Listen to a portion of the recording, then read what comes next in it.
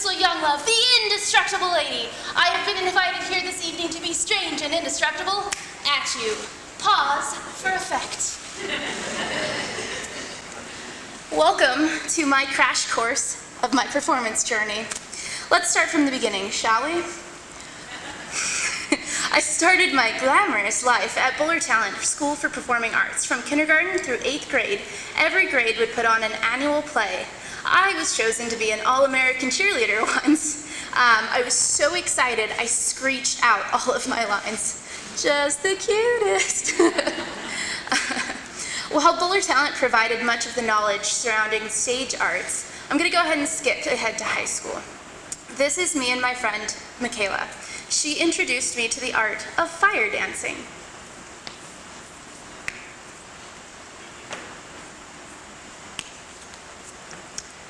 As a newbie to fire dancing, I started attending parties we lovingly called burns. Burns are a multi-level skill share party. In reality, most of us would just show off to each other and try out each other's props. This is where I developed my base skills. Because of my involvement in the fire world, I met my husband, Christopher. A super cute story for another time. It was with him that I learned to breathe fire. Some people like to learn useful skills. I decided to become a dragon.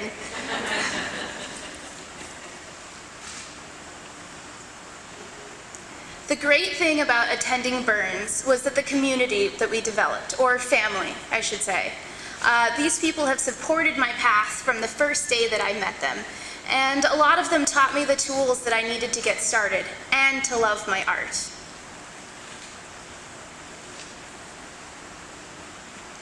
Here we see my first public fire performance, a far cry from me now. I knew nothing of the entertainment industry. A group of us just decided to set up in front of an art gallery during Art Hop, which is California's version of First Friday. And we just put ourselves in front of people and started an impromptu show. From this, a troupe was born. Much of my journey has been trial and error, just trying to get off the ground. I taught myself to be a manager, an agent, an advertiser, a costumer, a makeup artist, and a cat wrangler.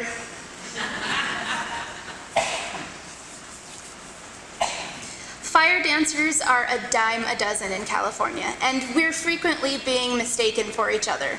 It may or may not have taken a bit of a competitive turn. It became a race to be the biggest, baddest troupe around. We developed characters and titles to stand out. I was Nixie Drizzle Drop, the sideshow fairy. To break away from fire, we started adding sideshow to our shows, and this is where things started to get heated with the competition. Drama!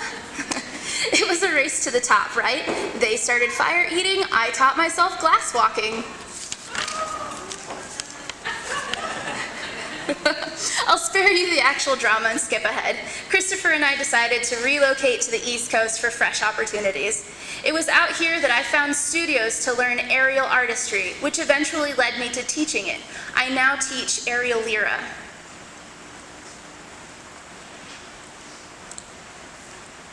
I also took to stilt walking.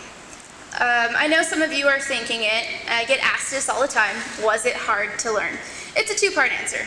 No, it only took me 20 minutes to learn. Yes, it took me a year of regular practice to get comfortable doing it by myself.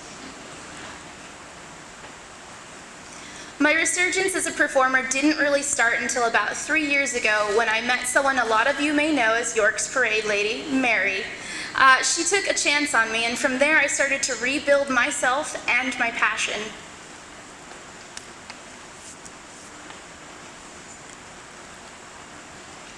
It seems growing up, a lot of people had some time or some idea of what they wanted to be or do, and I had no idea. I couldn't imagine myself doing anything, honestly. This lifestyle sort of organically formed around me, and I can't imagine doing anything else now. I became a skill collector, collecting skills that achieved the seemingly impossible. My idea of achieving the seemingly impossible comes with a certain image. My mom loves to sew, and at a very young age, she taught me. I know I'm not super great, but I can almost make what I see in my imagination. I've made majority of my costumes. Now, I'll be honest with y'all. Being a performer is one of the best excuses I've ever had to purchase makeup. My partner says he knows nothing of makeup, but if it'll help me to achieve my goals, he supports it, which is good because it takes a lot of time, patience, and practice to create these characters and looks that go with my costumes. The best way to build reputation is to keep working, so I follow the work and the instructors. I have traveled all over the East Coast chasing down the next gig and networking with more experienced performers. That has taken me to some of the most incredible places. I was talking to a colleague recently, and he reminded me that I keep looking too far ahead.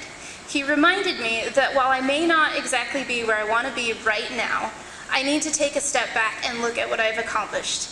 I have accidentally become a national act, and I missed my own milestone. Is this all there is? Absolutely not. I have learned to add breathing room and reflection into my regular routines, but I still keep my eye on the future. This year I've started my newest project right here in York. I have started producing my very own variety show known as the Strangelove Vaudeville, which, by the way, the next one is tomorrow at the Elks Lodge. Ladies and gentlemen, my name is Krystal Younglove, the Indestructible Lady. It has been a pleasure entertaining you this evening. Thank you and good night.